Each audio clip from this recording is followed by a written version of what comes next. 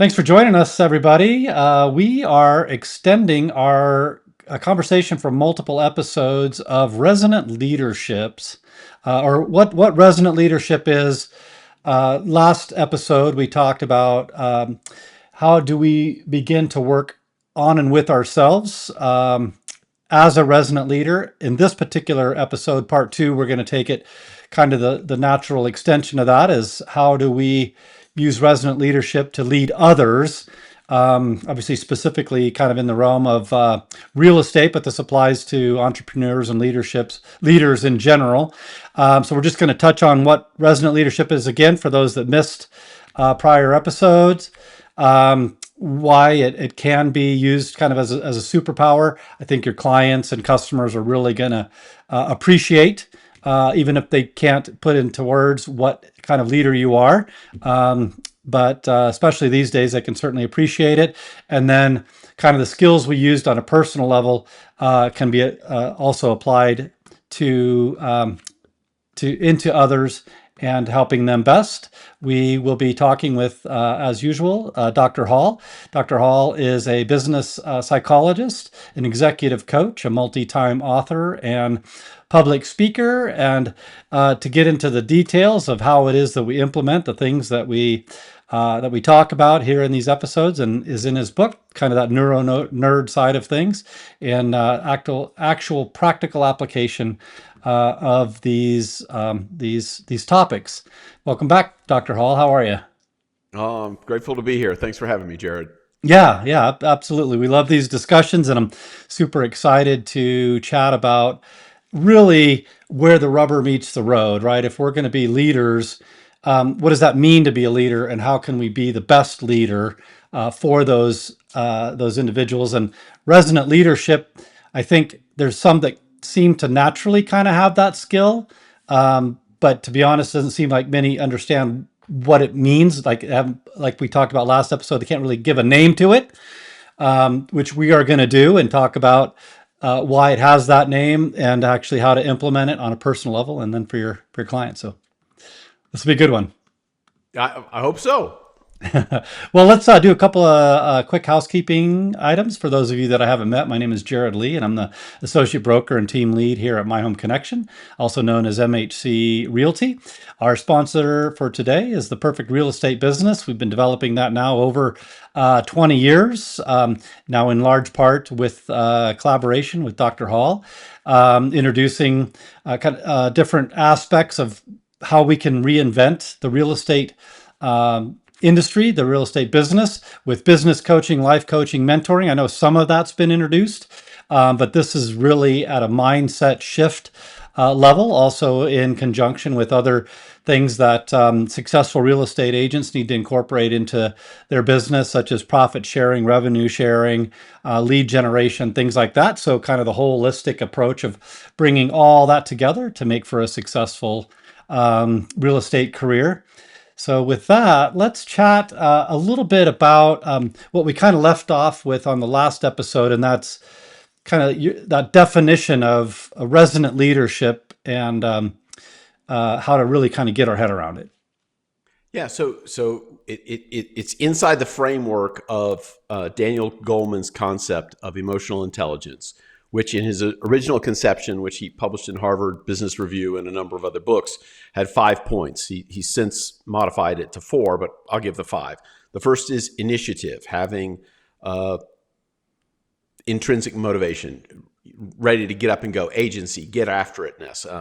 I had a client who called it go juice. Yeah. And so that's the first thing. Okay. I don't think you can create that. Then the next 4 kind of hang together, which are under monitor and manage self and others. So the first one is monitoring yourself. That's self-awareness. Managing yourself is self-control. Monitoring others, and here's where we get into resonance as it relates to other people. Monitoring others' thoughts and emotions. So that's empathy. And we'll define that today, maybe a little differently than the common conception. And then the last one is managing the thoughts and emotions of others, which is resonance or influence or persuasion. And the example is that everybody knows a dissonant leader, which is the opposite of a resonant leader. They always say the wrong thing at the wrong time. Whenever they walk into a room, pictures start to shake on the walls, and Yeah. and everybody starts to feel uncomfortable. We know those people. Resonant leaders, when they walk into a room, it seems like things go more smoothly, and it's almost like magic. We don't know how they do it. Well, There's actually, just we a do know how they vibe do that it. seems to work with the group. They have a vibe that works. And you said some people come by it naturally. I think there are some people who are more gifted with people than others. And I think it is a practiced skill. And it's practiced to the point that they don't even know they're doing it. And you've heard of unconscious incompetence, conscious incompetence, conscious competence, and an unconscious competence. You've heard those. Yeah, does this align to that? Yeah, absolutely. When you don't know how to do something and you don't know anything about it, you're unconsciously incompetent. And then you realize that you don't know how to do something, you're consciously incompetent. Well, Awareness. in time, with practice, you become consciously competent. And then after a while, you're so good at it, you're competent and you don't even think about it. And let's use a physical activity. You and I ride bicycles. You're probably a better bicyclist than I am. Before either of us got on a bike and didn't know they existed, probably when we were very, very small, we were unconsciously incompetent. We didn't know anything about bikes, didn't know they existed, not any good at it, didn't know. Yeah. When we see a bike and try to ride it for the first time, we're consciously incompetent. We fall off, we skin our knees, whatever. Yeah, I do suck. better. And then at some point, we start to get good at riding a bicycle, and then we're consciously competent. But we have to pay attention. Then after some time, we don't even think about riding a bike anymore. It's just, I know how to ride a bike. Yeah. And you can't unlearn it. Well, you didn't get there by accident. You got there by practice to the point where you're unconsciously competent. And so the resonant leaders get there as well. And they get there to a point where they're unconsciously competent. They're not even thinking about it. They just do it. And the difficulty in teaching it is once you get good at it, it's kind of hard to teach somebody a complex skill like that. You can't write an instruction manual for riding a bicycle. Yeah. Nobody'd ever read it and it wouldn't be any I good. don't think about it anymore. I just do it. So how do I tell you how to just do it? And so when we see people who are so good at it, you say, well, how do you do that? I don't know. Because they don't. Right. Yeah. They can't detail out how they're doing it. They just know they're doing it. They just know, Or they don't even know they're doing it. That's right. Because now they're everybody can. unconsciously competent. Yeah. And they kind of assume everybody can do it. Well, can't everybody do this? Well, no, everybody can't do this. Which takes us back when we get to how do you become resonant? So let me define it a little bit better. The way I define resonant leaders is they're able to walk into a situation with other people and they're able to join them in whatever emotional state they're in. So if they're crying, if they're laughing, if whatever, if they're nervous, and they join them in that emotional state. And then after a time, once they've joined them, they're able through words to draw them out to a different emotional state. So it's how you take a person who's fearful and have them stop being fearful and get to the point where they're courageous. How do you get a person who's despondent to eventually come out of that despondency back into life again? And these are long processes sometimes, but resonant leaders are able to draw people emotionally and cognitively out of a bad emotional state into a better emotional state. So these other states could be my natural inclination is to flee, to fight, or to freeze. Often those aren't very helpful. And I, as a leader, need to get ahead of that because they're naturally going to go down one of those paths that isn't helpful. So if I can kind of get ahead of them. Well, I mean, if there's a snake, all of those are adaptive. Right. But what we're talking about is and here's the thing about, and all of those are responses to fear. They're all responses to threat. If the threat's real, a resonant leader is going to go, giddy up, let's go. Yeah. But very often, especially in modern society, we are afraid of things that cannot and will not hurt us, and they are creations of our own mind. Yeah. Now And that's the example anxiety, right? pardon me? That should be better described as anxiety, the fear of something that isn't. It's the fear of something that is created in your own mind. Okay, We not worry, true. anxiety. Yeah. So worry is anticipatory fear. It's thinking about something that might happen in the future. Anxiety is a self-created fear. So if you and I are walking on a hiking trail, Mm-hmm. and we see a snake, we should be afraid. Yeah. Fight, flight, freeze, flee. Those are all appropriate responses. But if we see a stick and think it's a snake, okay, what a resonant leader can do in that situation, where the anxiety is based on a faulty assumption about danger, then a resonant leader can then take somebody and draw them out of it. Let's look at real estate. Okay. So you've got two buyers. You've got a buyer, and there's a competing bid for a property. Mm-hmm. Now, what happens to people? Oh, what if we don't get it? What are we going to do? Yeah. And they start to get a little panicky. Well, Yeah. all of this is created in their head. Here's why.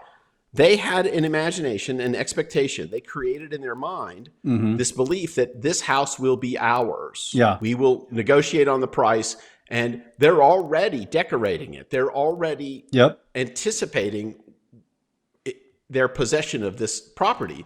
Now there's a threat to that. Well, let's say they lose the bid, so they become fearful. It's like, well, we're never. What do they say? We're never going to find a place like that again. Yeah. That was a unique property that was perfect for us, right? Yeah. Well, you're not fighting reality. You're fighting a belief about reality. Yeah. Well, in that scenario, aren't you combining anger, which is the unmet expectation? I was going to get the house, with now fear. So you kind of got a double dose, right? Well, so fight, which is a response to fear, is the anger response. So engagement with a threat, fight, anger, all of those are appropriate responses. So if I decide it's appropriate for me to kill a dangerous snake, that's a fight response, it's an anger response, and it's perfectly appropriate. If I'm looking at a house and I don't get it, and then I start yelling at my realtor, well, it's not the realtor's fault that somebody came in with a better bid. Right. We don't have control over what the sellers do. So what a resonant leader is able to do is then recast the situation in such a way that the client is able to think about it differently and alleviate that fear, alleviate that anger, alleviate that disappointment, right? That despondency, and there's a little bit of grief as well, because I view grief as the loss of hopes, dreams, and expectations, and the loss of the familiar. So if I get psychologically or mentally attached to a property, then when I don't have it anymore, even though I never owned it, I'm disappointed and I'm experiencing some grief. Really good leaders in this situation recognize, okay, they're angry, they're grieving, which is like sadness. They're afraid that they're never going to get another house. How do I draw them out of those negative emotional states and give them hope? Yes, we will find you another house.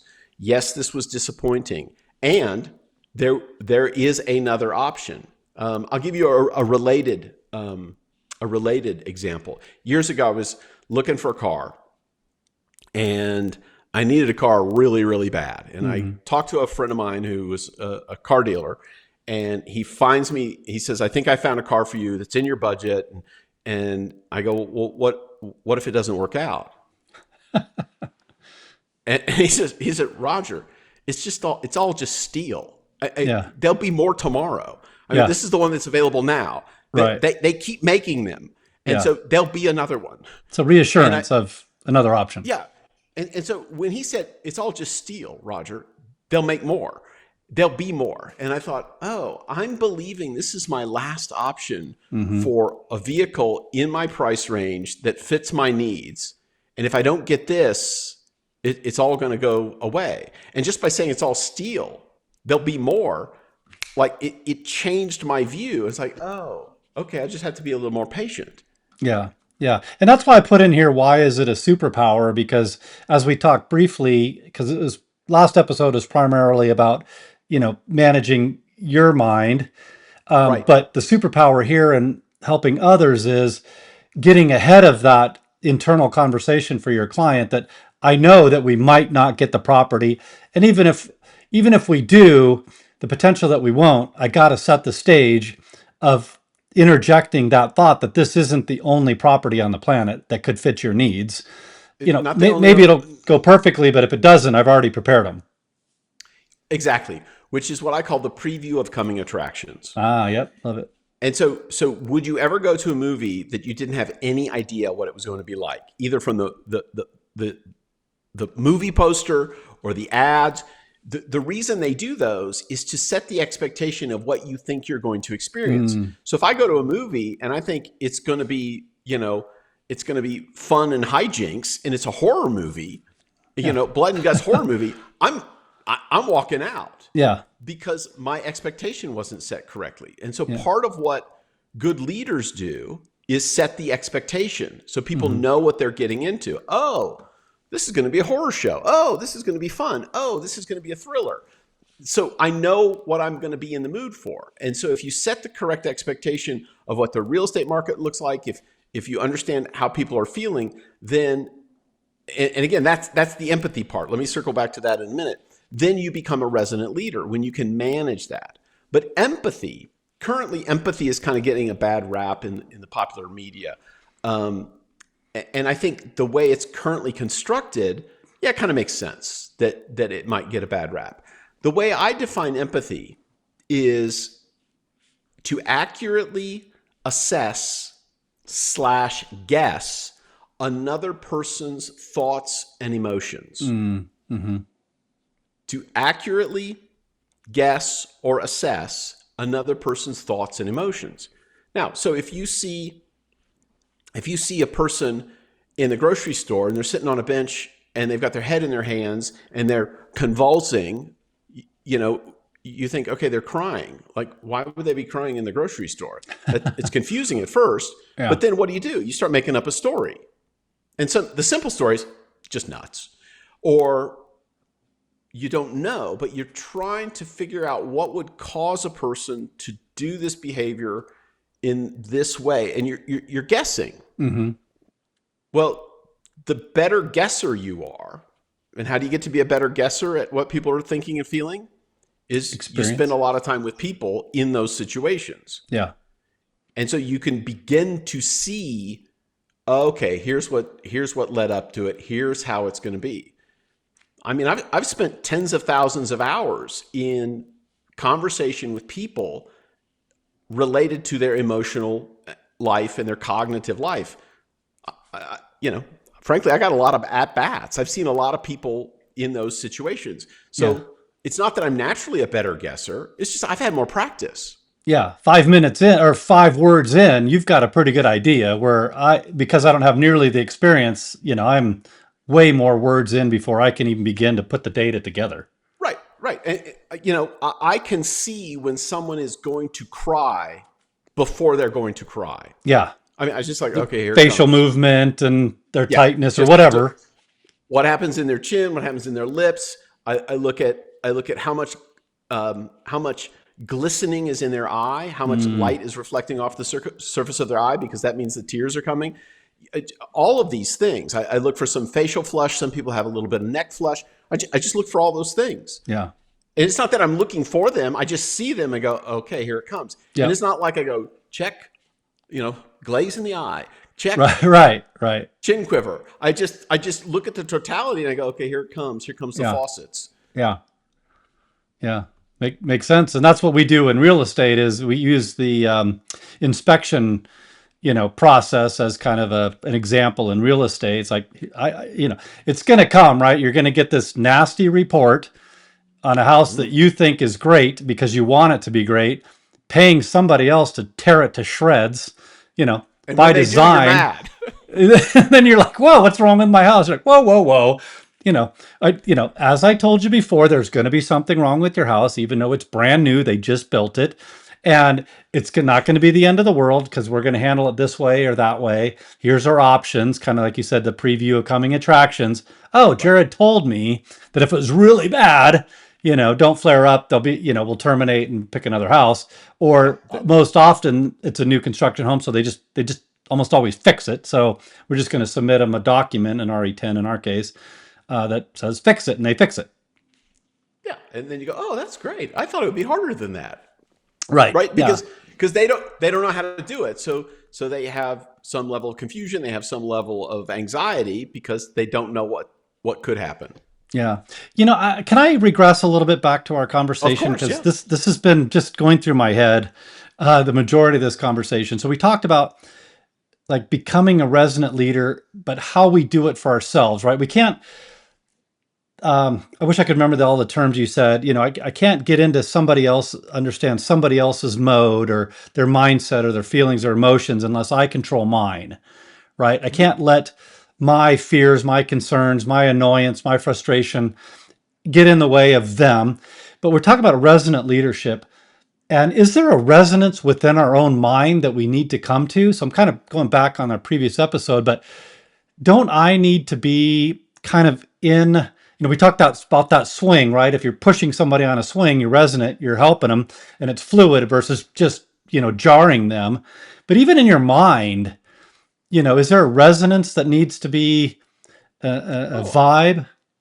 well, again, that's the self control thing. It's being aware or being self possessed in such a way that you're able to recognize your own bias in seeing what's happened or your own impairment in seeing Hmm. what's happened. Okay. So if let's say I become angry, well then my ability to be empathetic, to be able to guess accurately or assess Ah, accurately somebody else's thoughts and emotions, it's all clouded by what's happening inside of me. so And you're until I'm preparing able, yourself to be a resonant leader. You're not resonance in your own mind. You're just creating the stage where that can flourish. well, yeah, I think so. I think there is what I think what you're talking about is a term called equanimity, which means a calmness of mind, Okay. and Thank you. where you have peace in every situation, which is Mm, nothing really gets to you, and mm. there's a lot for that. Um, that can help you become a little more objective in those situations. And if the more you've been through a volatile situation, the more peace you have, the more stability you have, and then you're able to be resonant with other people, to draw people out. But when you're talking about resonance inside yourself, you're really talking about self-control. How do I control my emotions? How do I roll through this rapid of my own Yeah. emotions and know when it's gonna be done and when we're gonna get to flat water again?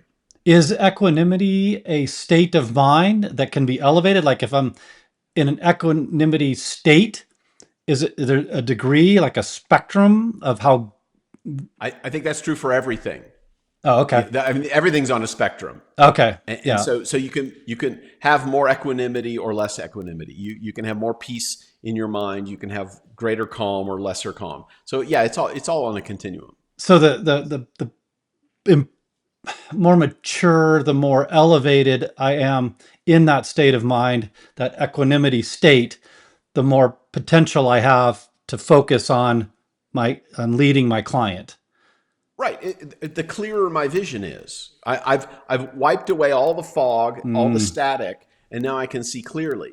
So I can focus on the other person because what's happening in me is not as much of a variable. yeah. Now, it's always a variable, but recognizing, oh, okay, here's a bias I have in this situation. Okay, it's coming up again. And getting feedback on that from other people that you know and you trust, and they can go, well, you tend to do this, you tend to do that. And you go, oh yeah, I do. Which is why we all need mentors, we all need advisors. Yeah. Well, I love that idea because the most challenged I've been is when multiple things come together, right?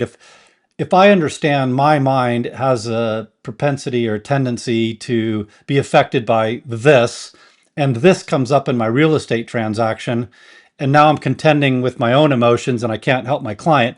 now I've doubled up, right? Something happened, maybe they're both in the real estate transaction, or one's in the real estate transaction and one's in my personal life.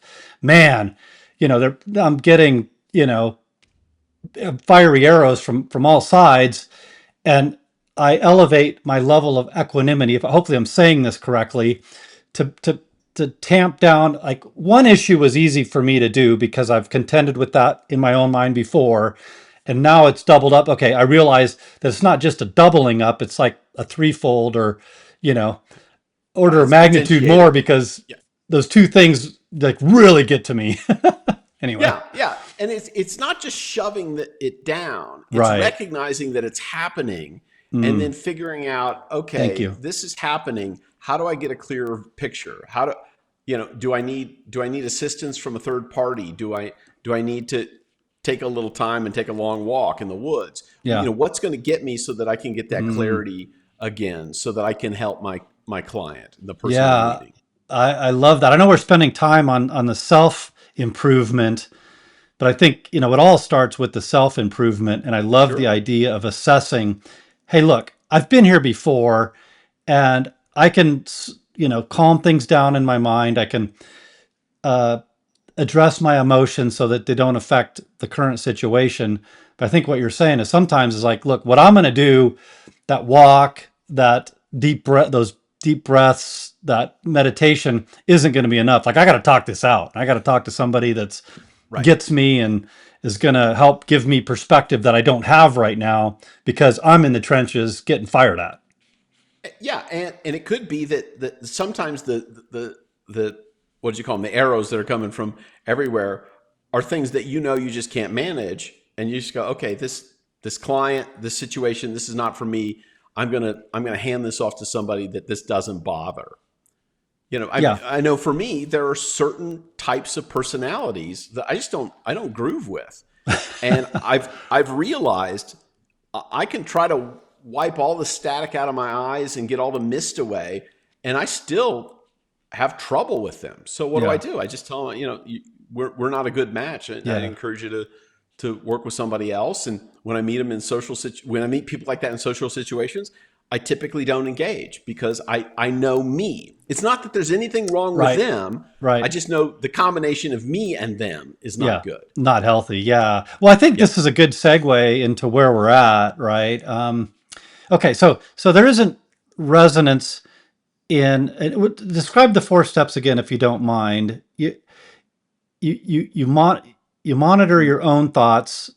Monitor yourself, monitor Yep. your own thoughts and emotions. That's called self awareness. Yep. You manage your own thoughts and emotions. Yep. That's self control. Yep. You monitor the thoughts and emotions of other people. That's empathy.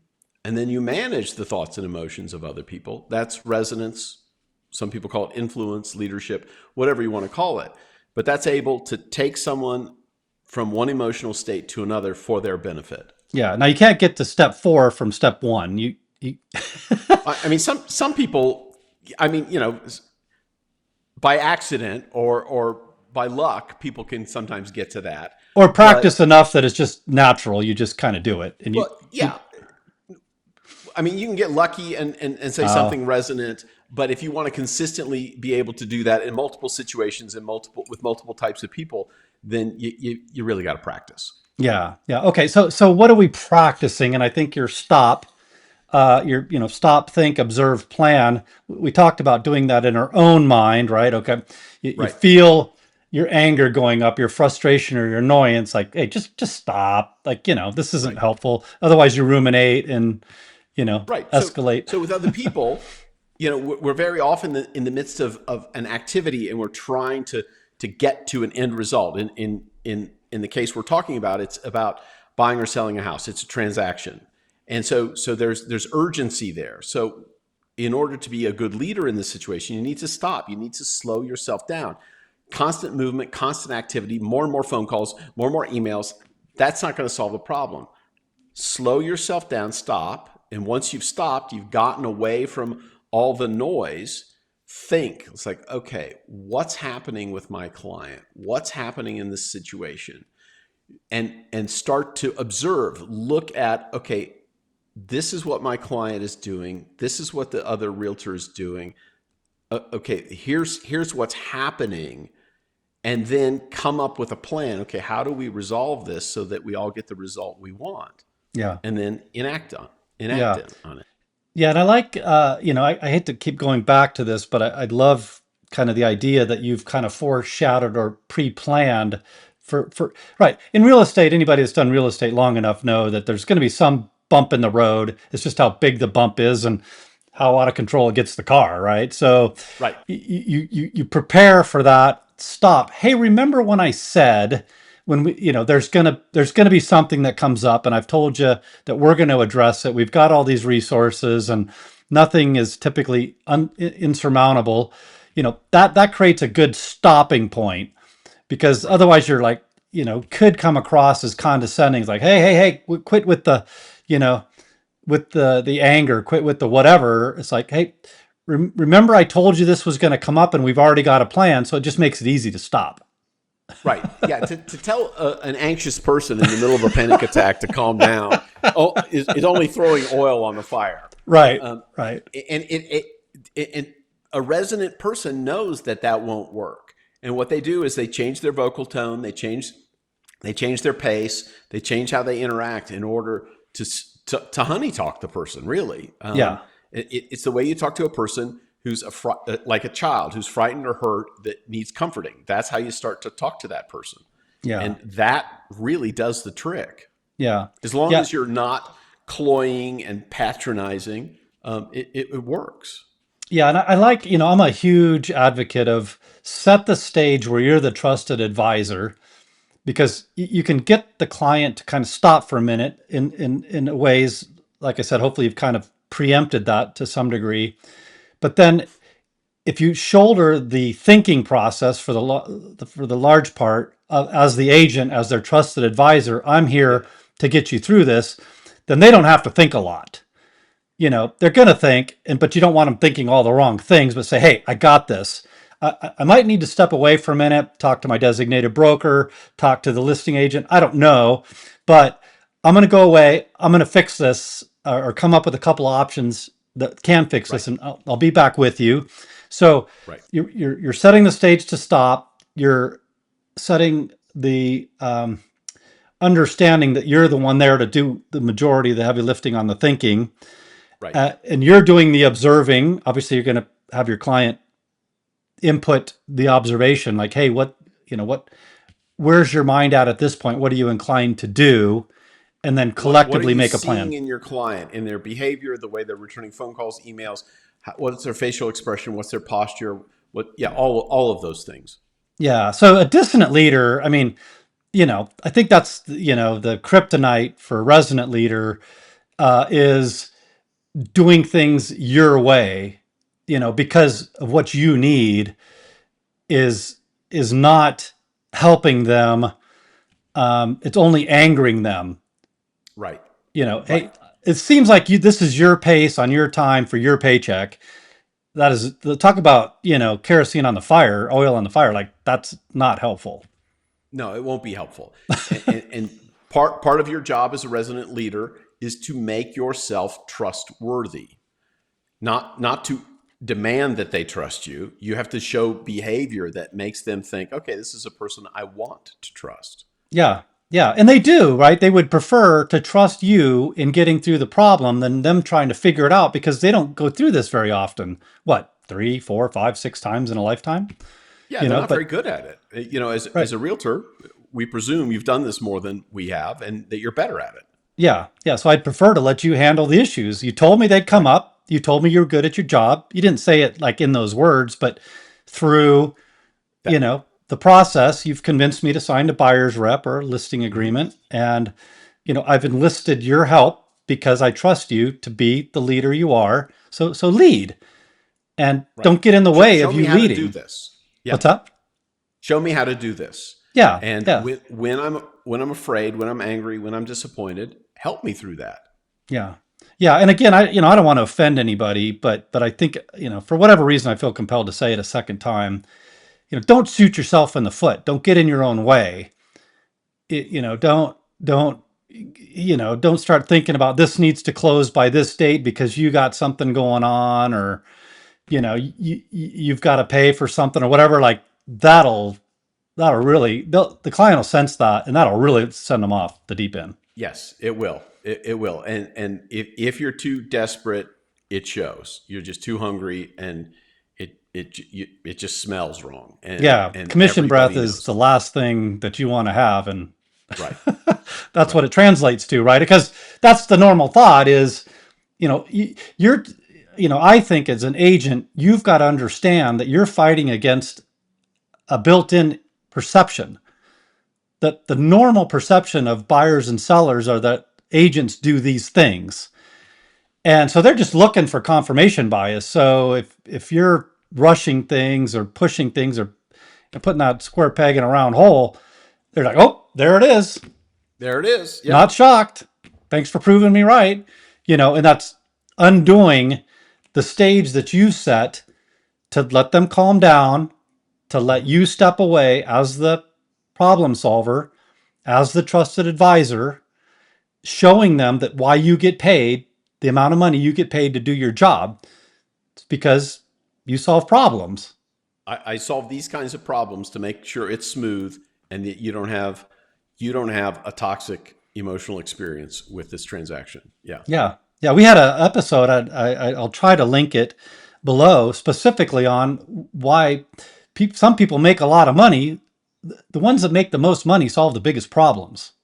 Hmm. And as an agent, even the smallest problems can seem insurmountable to a client. And If if they've never you, solved it before, it is insurmountable. yeah, yeah. So you come off, as, hey, I got this and here's how I did it. Like, woo, you're a superstar. All of a sudden that paycheck to you is like, okay, I'm glad I paid them to Totally do worth that. it. Yeah. Totally worth it. Yeah. Yeah. Thing I learned from an IT professional, which I think applies to everything, is before you know, it's simply awful. After you know, it's awfully simple. Oh, I love it.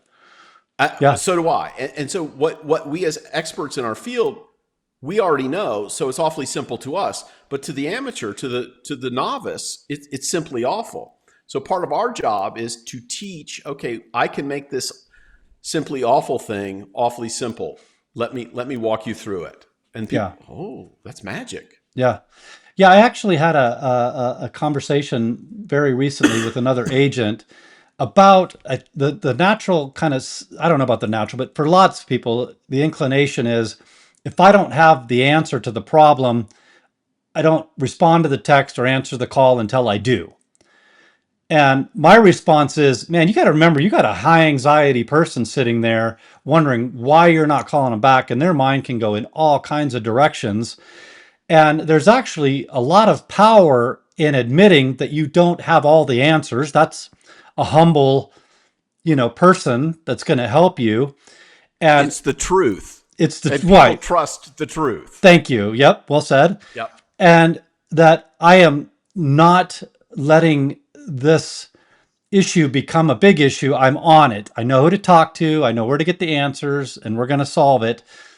Sometimes they call and you just know the answer, but if you don't, there's an opportunity for you to share, hey, I got to go, I'm going to go figure this out and I'm on it. And understand that their heightened anxiety requires you to be more responsive than you would otherwise need to be, because their mind is going to go off in all kinds of directions that it doesn't need to.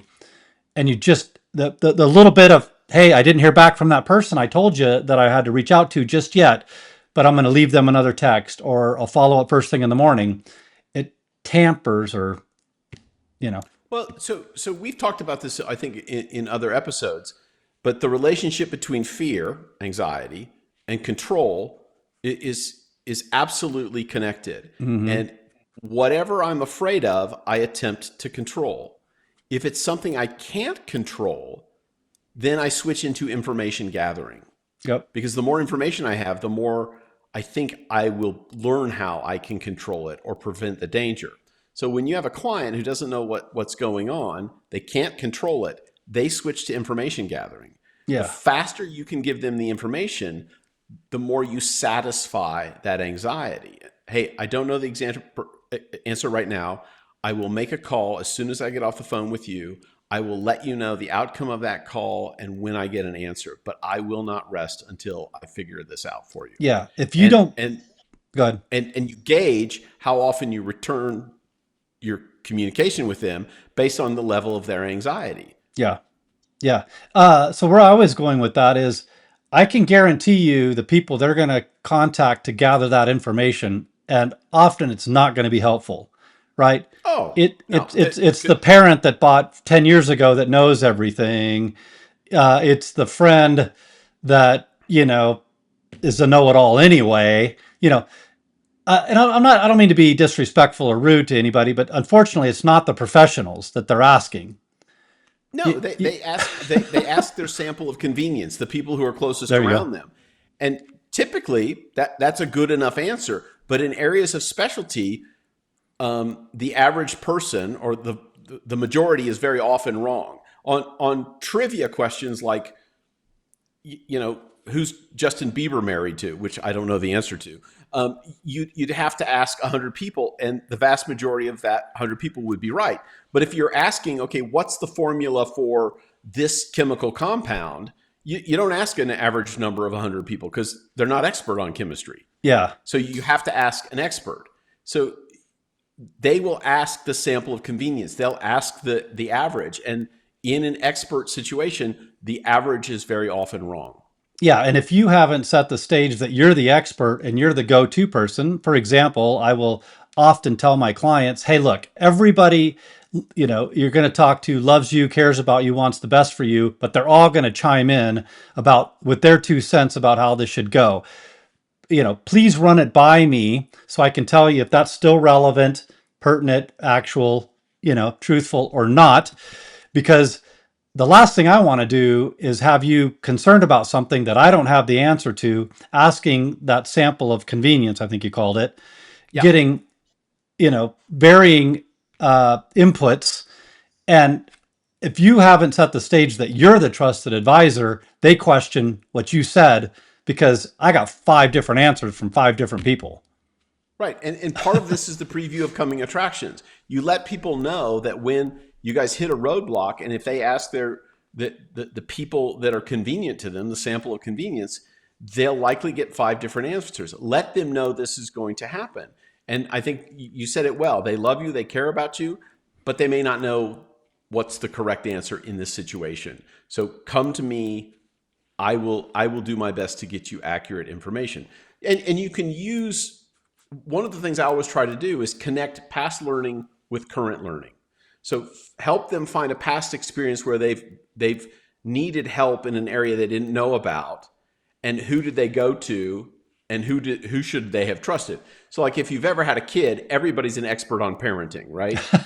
Yeah, right. And at some point you decide, okay, here are the people I trust for their advice. The rest of y'all, you can have your wrong opinions. Yeah. And teach them from their own experience. Okay, you've had this experience. You've had to sift through people who were well-intended but wrong Yeah. about your situation. Who were the experts that you trusted? Yeah. Yeah. And, you've got to not only become the expert, but stay the expert, right? Mm-hmm. They're trying to convince themselves, hopefully, that you are, but it won't take much to convince them that you're not because they've been told the majority of the time people aren't, right? They're just door openers or lockbox Right. openers. So, And you know, some are. And so you've and got to differentiate yourself from the people who aren't very good at their job. yeah, yeah. So, earn the, I don't know, perception of an expert, but that's the word I I'm mean, you looking. got to earn it by being it. Yeah, It's not just looking like an expert, it's being an expert. I yeah, mean, the difference between a con man and a competent man is a con man instills confidence without competence. What yeah. you want is competence. You can be confident about it, but what people want to know is, does this person really know what they're talking about? Yeah. And you don't necessarily have to know it all or be in the industry for 10, 15 years or whatever. If you know that you don't know, go get the information from people that do. That's okay. That's Right. competence through, I mean, Association. you're learning to become more competent Yeah. rather than just guessing and hoping. Yeah, and being factual about where you're at in that, not just spitting something out and then going later and go, remember what I told you about that? Like, it's kind of different. Like, just own it. Like, if you're not 100% sure, hey, I have a high degree of confidence. This is the direction we should go in. Let me bounce it off. I don't know, my associate broker, my designated broker, what have you, Yeah, I and then mean, I'll come you back. don't go to a surgeon and have them say, I've never done the surgery before, but I'm, I looked in the mirror and I said, you can do it. I mean, you don't want to, you want the surgeon to go, this one's a little beyond me. So I'm going to call in a person who I trust and respect to do the job. And you go, Yeah, oh, okay, I appreciate that. yeah. Yeah, so to kind of start landing the plane, I guess, what we want people to take away from this is there's things that need to precede you being a resident leader for others, right? You need to understand, what metacognition is, right? Thinking about your thinking, controlling your own mind, your preferences, your inclinations, your weaknesses, and your strengths, and then transition to being a resident leader, but setting the stage such that you can be the resident leader. Use the stop approach. Stop and go. But Yeah. let me add in this, which is to become a resident leader, you have to practice it. You Mm-hmm. can't just read about it in a book. We'll talk about the value of books here in a minute. And I am absolutely convinced that great leaders have learned this from childhood, negotiating with their age related peers to solve problems like Mm-hmm. who are we picking for our team in kickball, or you know what are we going to do for this recess, what game do we want to play, and how do you please the people who have disagreements. All of that is training for this, because in childhood you learn how to guess other people's emotions and how to calm them down and how to be more effective. That's a childhood skill. If you didn't learn it in childhood, then you need to put yourself in situations that are unstructured with people that are about your own age and solving social problems with those people where the stakes are relatively low. So if Mm-hmm. it's a game club, if it's a church group, it doesn't really matter to me. If it's a sports team, all of which are self-regulated among the people without a person who's in charge and telling you what to do. It's solving it with those other people. But books do have a value here, and especially well-written novels, because for those of us who don't really know what other people are thinking, what novels can do is they describe the thought process of the characters in the novel. Mm-hmm. And what it does is the author is essentially creating an internal dialogue, creating the mental activity of the character in the book. And for those who are not very good at it and not good at practice, reading novels about how people are thinking and feeling is a good way to start. Now, it's important that you read good novels. If you read romance novels, well, it's going to give you a distorted view of how Nobody people thinks think and like feel. that. No, I'm just kidding. Um, you want something that has stood the test of time, that is of high quality, so you get a decent understanding of the internal workings of people. Biographies can do that as well, but well-written novels help people to understand how other people think and feel at the first level, and then they can practice it in real life. Well, doesn't this get to the idea, and maybe this is the logical next episode is, if you don't understand what your presuppositions are, your worldviews, uh, that's a struggle. And then you have to understand what others are. So this novel is basically spelling out what those are. Is that kind of what I'm hearing? It's like going Yes, through the process. what it essentially does is in an artificial environment, it creates a contained world that Hmm. you work through to understand how the different characters interact in this situation. And of course, it's false, it's fictional, but it's a good starting ground because it's contained. It's got a resolution, it's got an end, and there are boundaries to it. In real life, it's a lot more complicated. So if you're not good at it, novels are a good place to get a feel for, I didn't know people thought that way. Didn't know people liked that stuff. Well, it makes And sense that a good author would want to plant the seed of a future, character behavior. Like, why did that character do that? But in 3 chapters ago, you set the realization of that character's worldview about that subject. So it makes sense that they would make that decision. well, have you heard the phrase for that? It's called Chekhov's rifle. Oh, And Chekhov said that if in the first act there's a rifle above the fireplace, in the third act the rifle will be used to shoot somebody. I mean, it's placed there for a reason. right. Otherwise, why would you bring up the rifle? Yeah, why would you bring it up? And that's the circumscribed nature of a novel or even a movie. Is everything is there for a reason. To Well, in forward real the life, plot. everything's. Pardon me. To forward the It's plot. part of the plot, right? Otherwise, in real it's life, it's a lot noise. more complicated than that. There's lots of extraneous stuff unrelated to the plot, but that's why novels, movies are a good starting ground. What'd you call that again? Contained.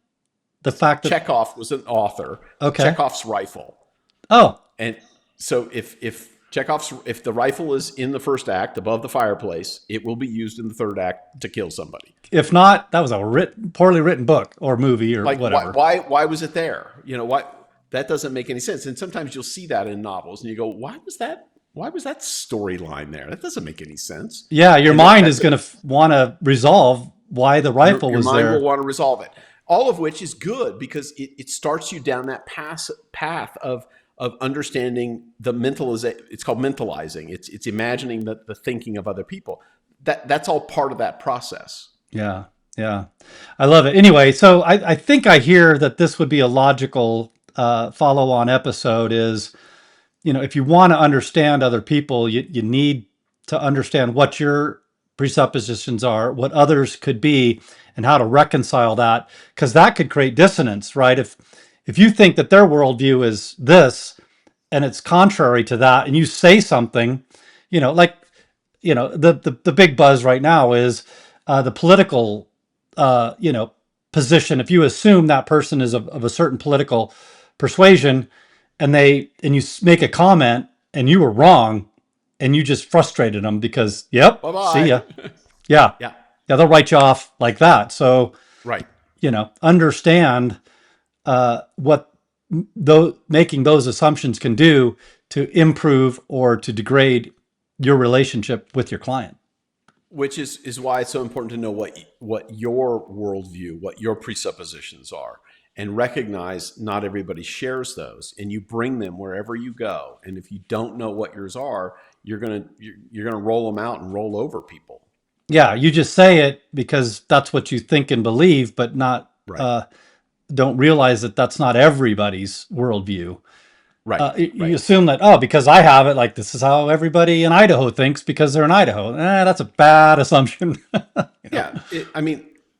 Again, we work on thumbnail statistics. It's like, okay, odds are a group of people in this state or that state will behave in a certain way, but just because the average person will do that doesn't mean the person who's in front of you is average. Yeah.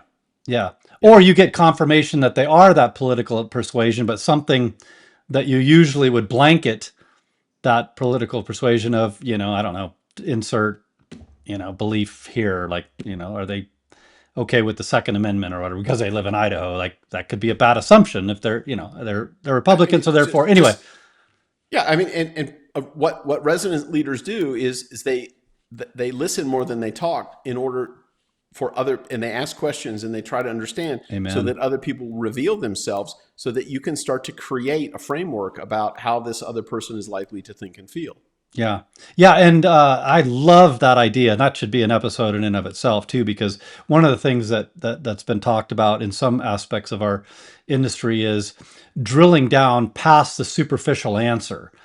Some recommend as much as 7 layers deep of a question.